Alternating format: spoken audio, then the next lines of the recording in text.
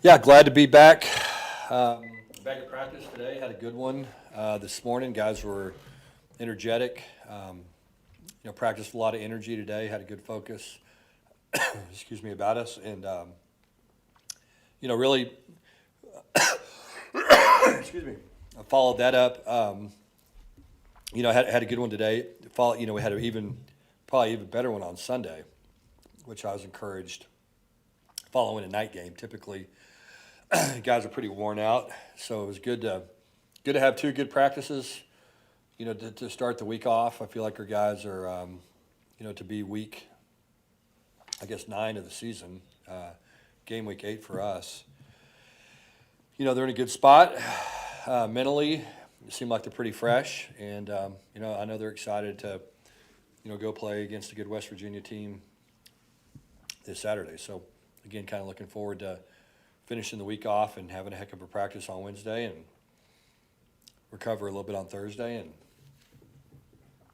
go have a great practice on Friday and go play as well as we can on Saturday. So that's kind of where we're at right now. So feel good about it. So, and judging by the practices, then you're encouraged because they don't have their sets down. Yeah. I mean, I haven't noticed any difference really, honestly, from the way we're practicing right now to the way we did week 1. I think it's been, focused and attention to detail and just kind of same old. And it's been fun with this group because we've never talked about really our opponent that much. I mean, you know what I mean? I think that's been the one thing that we've talked about is just, we need to focus on ourselves and preparing well and playing well and doing the things that it takes to get ourselves ready to give our best effort on a Saturday. And that's kind of been the approach that we've had this year has been that.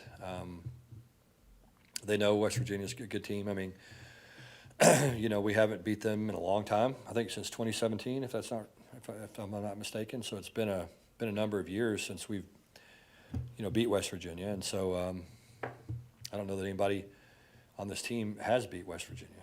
If you think about it that way, it's not something we've talked about, but I don't know that anybody on this team has the experience of beating those guys. And so, obviously they know that. I don't need to say anything about that. So West Virginia's obviously had a ton of success against TCU over the last, 4 or 5 years. You've been really consistent this year in your messaging to the team about taking it one game at a time and focusing on yourselves. Now that you're getting further into the season, how do you make sure that message still resonates in the second half? Well, I think it starts with us. I mean, I think it's, it always begins with the coaches and just kind of been our approach. And we just haven't really talked about much besides that. We felt like that we had enough talent that if we went out and we played really well and worried about ourselves and our performance and preparation, that would allow us to have a chance to win on Saturday. Wouldn't guarantee a win, but it certainly would give us an opportunity to win. And so, that's kind of been our deal is we can't really, focus on who we're playing. We can't control them, can't control their level of play or preparation or any of that. And so let's just worry about ourselves and try to go play the best that we can and not get caught up in, the last time this happened or the last time that happened or they said this or he said this or, it's just kind of been we just show up and play on Saturday. And as I said, the key to our performance on Saturday has really been our preparation and, through the week, just in practice and in walkthroughs and meetings and when they leave the facility. I think that's equally as important, just trying to get rest and sleep and recovery and time in the training room and time in the weight room and time eating, and the meals are really important to us. Just everything that's happening that's allowed us to, to perform at a pretty good level on Saturday. And so, like I said, there just hasn't been much talk about that kind of stuff. And really from the beginning of the season to the end, we never really talked about, our expectations other than, we have a high standard of preparation and that's going to carry over to our level of performance. And we just want to work really hard, the best that we can, to get ready to go play, and then cut it loose and play on Saturday and see what happens. How much follow up on that? It's pretty noticeable. Players don't talk about bowl game and all Yep. that stuff. Is that intentional by you guys telling them not to, or just by you not talking about it all? Yeah, I think it's just kind of I just kind of think it's this team. You know, I don't know why, for whatever reason. You know, I've been places in the past where that stuff started to creep in as the season went along. And, you know, and you hear guys talking about this or that or conference standings and all that. And I've truly never had a conversation with our players, and we've never talked about it once as a coaching staff. Never one time. And so I think that's been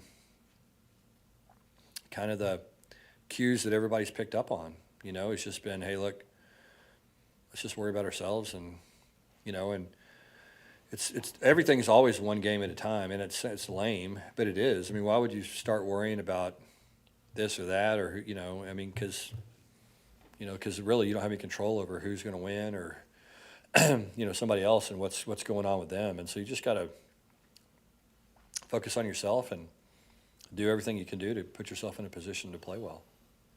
What are your thoughts on JT Daniels? You know, I think he's a good player. I mean, I think he's a really talented guy. He can certainly make all the throws. You know, I think he gets better as the season goes along. You can tell he just gets more comfortable with what they're doing, and you know, I think that I think he's just a very good football player. I mean, a really talented guy that is, you know, like I said, I think improving, and I think, you know, they're a team that has a lot of weapons. He's certainly one of them. They got a really good running back that runs physical, young guy that I've been really impressed with. I like the way their offensive line competes. I think those guys play hard. You know, they've got speed at the wide receiver position, guys that can make plays. So I mean, their offense is a handful. I mean, they run every good scheme. Obviously, they know what they're doing. You know, Graham Harrell's a heck of a coordinator. Neil Brown's been around. I mean, those guys are sharp guys, and they know what they're doing. And you know, they'll have a great game plan against us, I'm sure. And, you know, JT's a guy that you can't let him get too comfortable. I mean, he'll pick you apart if he can just stand in there and you know, and without having to, you know, to face a little bit of adversity when it comes to pass rush or moving him off his platform or disrupting routes, that type of stuff. If you let him stand there and make throws on time and without any kind of, you know, pressure, then he's going to make a bunch of throws. I mean, he's just really a good quarterback and really capable. Do you think you need to pressure quarterbacks more? Well, I think it's like anything else. I mean, I think you got to do a little bit of everything. I mean, you got to be able to mix it up. I mean, we gave up some critical fourth down and third down conversions Saturday, where, you know, we probably wish we had pressured a little bit more. But, you know, Kansas State made a couple of plays, and we've got to execute better. I mean, that's one of those things early in the game we just didn't execute particularly well, and they took advantage of it. And they made some plays versus zone coverage. They made a couple versus man as well when we did try to pressure. But, you know, I think we got to continue to mix it up and show quarterbacks different looks. You know, I think you can become too predictable, you know, at times, where if you pressure all the time on third down, then that's a problem. Or if you drop 8 all the time on third down, that can be a problem too. You gotta keep people off balance. Coach, can you talk about your team's passion when you're chasing the lead? Yeah. You know, I think the good thing about our guys is they have confidence. You know, they really do. They have confidence in each other. Something we've talked about really from the beginning has just been our ability to believe in the guy next to them and to make sure that they do their job and trust that the guy next to them is going to do their job. Because what happens typically is when you get down in a football game, you know, you try to do too much. You know, you try to make plays that aren't really coming to you. You try to, as a defensive player, you get out of your gap. You chase the ball with a bad angle. You try to jump a route. You know, you do things that lead to typically, you know, more big plays and more success offensively. And so what our guys do, I think, that I've been really proud of is, you know, look, they do their job and they trust that the guy next to them is going to do his job. And so, you know, that's what makes a defense function, is 11 people that are on the same page, that are doing things the right way. And same thing really offensively. And so our guys have, I think the big part of our success in the second half has been, just like the other night, we got the ball to start the second half and we drove down and scored, and that helped elevate the defense. And then the defense got to stop, and that helped elevate the offense. And so we've done a good job playing off of each other. Oklahoma State week, we got some big stops defensively again, which cued our offense to go out and to play well. And so, when you have confidence in one side of the ball and you're the other side of the ball, that allows you to just play your technique and do your job the way that you're supposed to and not try to do too much to make something happen. And so, our guys believe in each other, and that's really, I think, that the biggest thing that allows us to come back from those second half deficits that we, has been that, just a belief in each other and doing things the right way and continuing to play hard, and just believing that, look, if we go out and take it one play at a time, something good's going to happen to us. Coach, back-to-back games, like you said, kill 2 halves. Yep. Yeah, obviously you have to make some adjustments. Do you ever have to take a step back and think to yourself, man, I assembled one heck of a coaching staff, Yeah, look, it's good to. I think the good thing is what happens to you is as the season goes along, you start to learn things about your team, just like you do your coaching staff, and you go hire these coaches and you really you know them and you believe in them, and then they really operate at a high level, and it's fun to see that. It's fun to see. Same thing, the coaches become really confident in the players, and the players and the coaches, and everybody in the scheme. And as that stuff starts to come together, that makes it fun. It really does, because you start to, you just start to believe, okay, look, we're going to make something good happen. And, and as coaches, our job's to figure out which direction to point these guys, but ultimately they're the ones that go out and do it. And so, we've got to do a better job starting games. I think that's going to be really important moving forward. We can't continue to just rely on, second half comebacks, particularly on the road.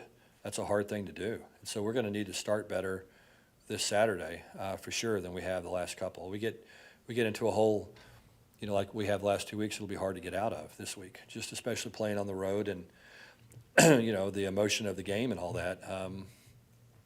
Things can start to slip away from you if you're not careful. And so, for us, we've just got to do a better job of executing in the first half, and you got to give teams credit. They've done a nice job scheming stuff up against us, both on offense and defense, and you got to give our coaches credit for making adjustments and our players credit for making plays. Is there anything that stands out to you about what West Virginia does on defense? Well, their defensive front stands out. I think that's the one thing when you look at it for me.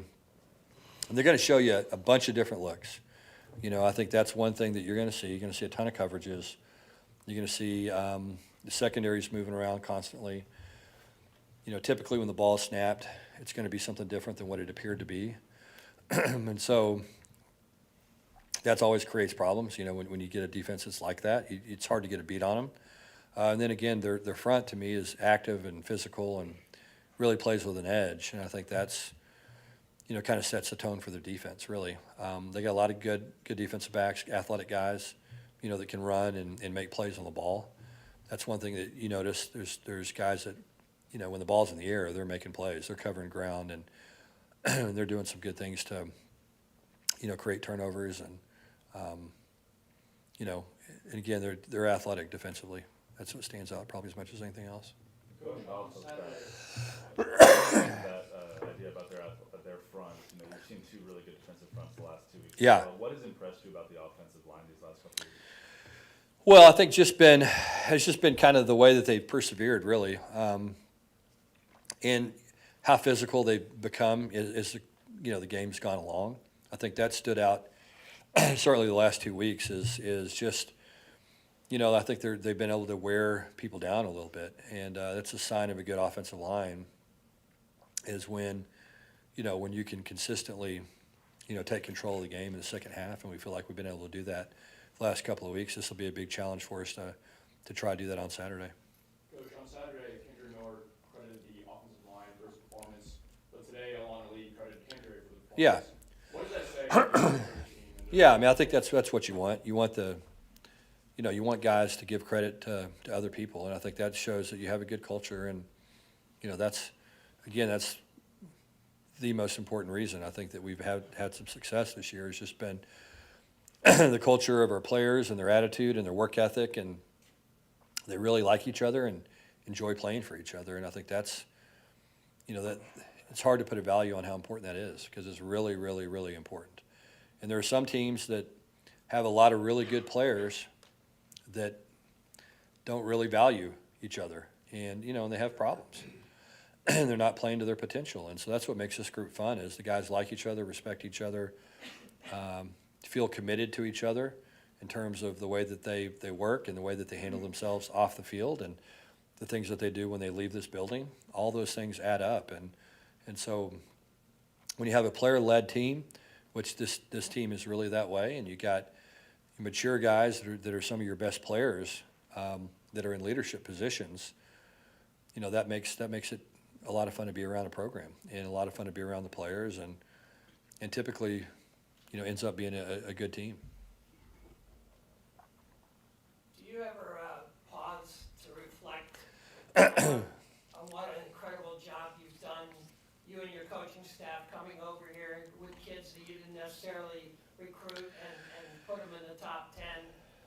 What a wonderful year this is. Can you just reflect? Yeah, not really. I mean, I think, I've always believed that you just, in our job, I mean,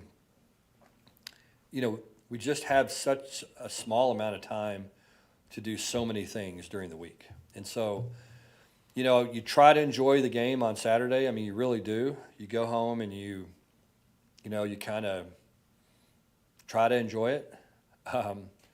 And it certainly feels good to win, and there's nothing like being in a winning locker room, and, it's just such a great thing. And, we've been here the last three games we've won. We've, had students on the field, and that's been exciting and it's been an awesome experience. But you do, you kind of walk out of the room and you go, okay, that was awesome. Let's kind of focus on what we have to do now moving forward. And, for whatever reason, this team kind of seems to have the same philosophy, really. We had a late game Saturday. It didn't end till 11 o'clock probably, something close to that. And, we had a practice Sunday, and those guys were here, relatively early on Sunday, and they were, they had a great attitude about themselves. They came in, they had a ton of energy. Nobody was complaining about being here. Nobody said, and I didn't really even hear them talk about the game. It was just kind of, business as usual. And so, again, that's unique. A lot of teams that I've been around and players I've been around in the past, will, live in the past a lot and talk about it a lot, and then sit down and start talking about, okay, well, what happens if this happens and this happens? And this group just doesn't do that for whatever reason. And so, for us as coaches, we move on quickly. We have to, because we got to have a plan by Sunday, by the time those guys show up. And so we're on to the next opponent quickly, trying to fix what went wrong in the game on Saturday and see, what all the issues were, not only address those, but then also try to, get enough done to be able to have a good practice on Sunday. And then Monday's all day about getting ready for the next opponent, and then all of a sudden you're on to the next one, whether you want to be or not. And so there's not a whole lot of time for reflection, I guess that's a long way of saying that. And so what you do is you just kind of, you move on, you feel good about it. You probably sleep a little better on Saturday than you do when you lose. But you wake up on Sunday and it's a new day and you're on to the next one. And so that's kind of been our mentality, really, everybody's. We haven't really talked about stuff much, and that's what the off season's for. It's for reflection, and it's for seeing the big picture, because right now, I mean, we're just focused on the day-to-day and the next day and the next opponent and the next practice and the next play, and that's kind of the way it has to be. Anything else for Coach? Okay, thank you. Okay, thank you guys, appreciate it. Good to see y'all. Sorry about the cough.